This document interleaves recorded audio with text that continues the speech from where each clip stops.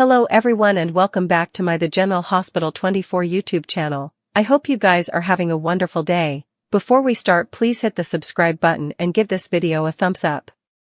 At the WSB training installation, Joss refuses to quit as she and Vaughn spar, and takes him down with a kick, but also collapses herself in pain.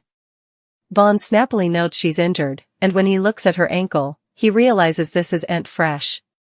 She admits the injury is 2 days old. He scolds her and says the coming time she's injured, to ask for help. He tells her that fighting battles on her own will only get her killed, so she needs to use good judgment and know when she needs help. He wraps her ankle and tells her about his tutor, who no way had to calculate on any of this training during her own career. Joss realizes what she's being tutored then's the last resort, and Vaughn confirms it. Don't attack or pull a armament unless necessary, as violence leads to situations frequently getting out of control. She asks how he came an agent. He gives her the illusion but in the end, says he can't tell her and smiles. Vaughn suggests they call it a day, and says he'll see her hereafter. At the sanitarium, Liz finds Carly dressing to leave. Liz says she hasn't been cleared and should call Lucas. Carly doesn't want another lecture. Carly rants that she's been harangued by Felicia, Lucas, and Jason, so she can't take any further lectures. Carly takes off. Latterly, Rick arrives after Liz calls him. He asks what he can do for her. She takes him to the side for sequestration, explains that she's upset about Portia, and feels Commodity is out. Rick asks why come to her. Liz knows he came to see Portia, so that must mean she hired him. Rick admits she did, and Liz asks how important trouble she's in. Rick tells her this stays between them, and that Portia is facing illegal matters. He may have to defend her to the board, or worse. Liz knows what it feels like to be falsely indicted when you're innocent. Rick blabs, who says she's innocent. Liz asks if there's anything she can do. Rick asks if she can pierce records to find out what test records Portia penetrated over the last time. He'd ask Portia to do it, but feels she's stressed enough as is. Liz says she can, but wonders how bad this is. He says, bad enough to ruin her life. Liz says she'll look into effects and get back to him. He thanks her. Ava follows Lucas through the halls, explaining her situation is an exigency.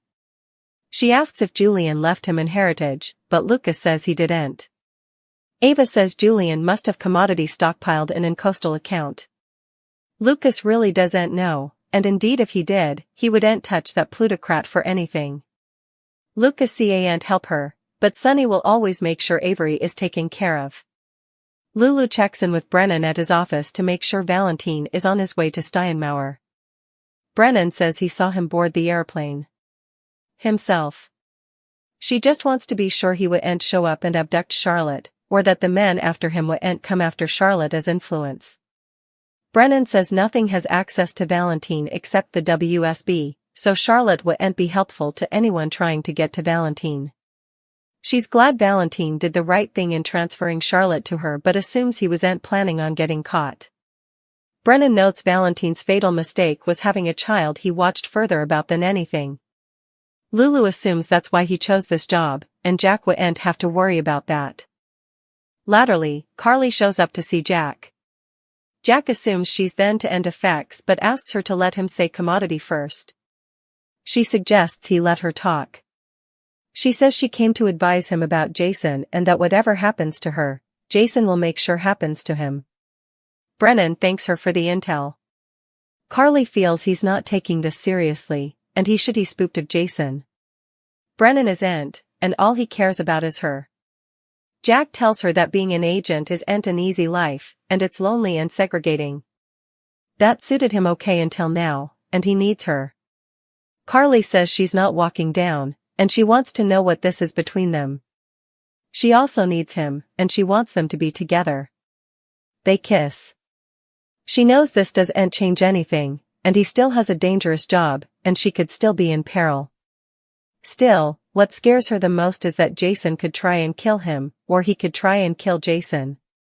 Jack says he'll just have to make sure nothing happens to her. At Deception, Brooke Lynn reflections to Maxie that Lulu is late again, and she keeps changing her laptop login word to irk her. Brooklyn asks about the home and heart call before. Maxie explains she was going to bespeak a spot for them until she set about Lois went to Bensonhurst. Tracy asks Brooklyn how long her mama will be gone. Brooklyn thinks a many days, at least. Tracy thinks some notice would have been nice. Maxie says there will be more openings and has to leave for an appointment. Once alone, Tracy assumes Brooklyn and Lois had a fight, which is why she left. She asks what it was about. Brooklyn calls it no big deal and says to drop it. Tracy sees Brooklyn is really worried. Brooklyn doesn't want to talk about it, so Tracy leaves her and says she'll see her at home. Lulu shows up, and Brooklyn exclaims, "Eventually." She tells her to please stop changing her word. Lulu replies, "Done, I quit." Brooklyn asks why now. Lulu says a visit from her hubby sealed the deal and accuses BLQ of assaulting Chase on her. Brooklyn had no idea Chase was going to talk to her, and asks what happened. Lulu says he advised her to stay down from his woman. Keep her mouth shut, and hovered to arrest her. She says Chase used his position as a bobby to keep her secret. Brooklyn says Lulu's not innocent. She broke the law and fitted herself in a situation that doesn't involve her. Lulu screams it does, as Dante has a son, Rocco has a family, and she's being forced to lie about it. Lulu brings up the history and Brooklyn trying to break her and Dante up. With what she knows now, and given what happened also, it gives effects a whole new meaning. Brooklyn retorts, "You're not frenetic. I prevaricated to Dante, but that Dante prevaricated to you." Maxie heads to the sanitarium for an appointment with James Croker. And runs into Lucas. She asks about his Miami trip. He tells her there was a lot of drama with Brad, but the trip had one bright spot. He tells her about Marco and everything that happened, which is why he thinks he ruined effects with him. Maxie disagrees as Marco made sure he got home okay and didn't take advantage of him. She says he should call Marco to thank him and casually check in. Lucas points out Marco lives in Miami, but Maxie says long-distance relations are a thing, and it can't hurt to call him.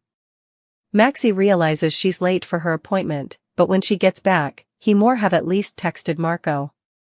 At the Quartermain manse, Gio and Emma find Ned and tell him they've set up a way to save the Quartermain vault. Emma suggests they give a different part of the land to the save in exchange for the land the vault is on. Gio suggests the ocean front, which will also help cover the egrets there and will induce great hype for the family.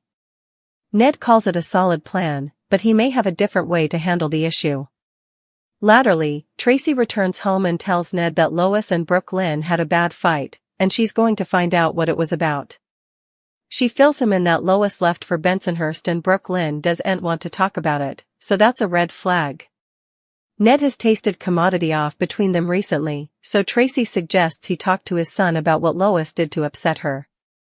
Ned states his son isn't grown up, so if she wants to talk, also she can come to him. He must admire her sequestration. Either, if it was really important, Lois would have told him.